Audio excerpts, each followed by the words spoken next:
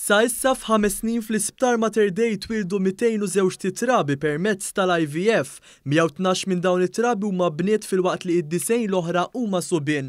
Ma dan l-istazzjon il-kap eżekuttiv tal-Awtorità għall-Protezzjoni tal-Embrjuni Simon Nattart qalet li aktar nisa mistennija jwerdu bl-IVF fil-jiem li ġejjin. Qegħdin ukoll nistennew 5 nisa jweldu fil-jiem li ġejjin. Tajjeb li ngħidu li minn daw il-202 trabi li twildu, 10 minnhom twildu minn ċikli li għamilna b'embrjuni li kienu friżati. Dr. Simon Nattart qalet li fid-daw tal-imxija kellhom jittieħdu prekawzjonijiet stretti fil-proċess tal-IVF anke sabiex tiġi salvagwardjata s-saħħa tal-ommijiet u t-trabi.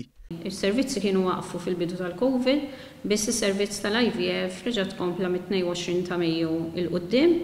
Qegħdin nieħdu l-prekawzjonijiet kollha, l-swabbing, il-proċess totali biex inkunu ċerti li l-proċessi li qed nagħmlu huma kollha sikuri kemm għall-pazjenti kif kollha l-istaff kollha.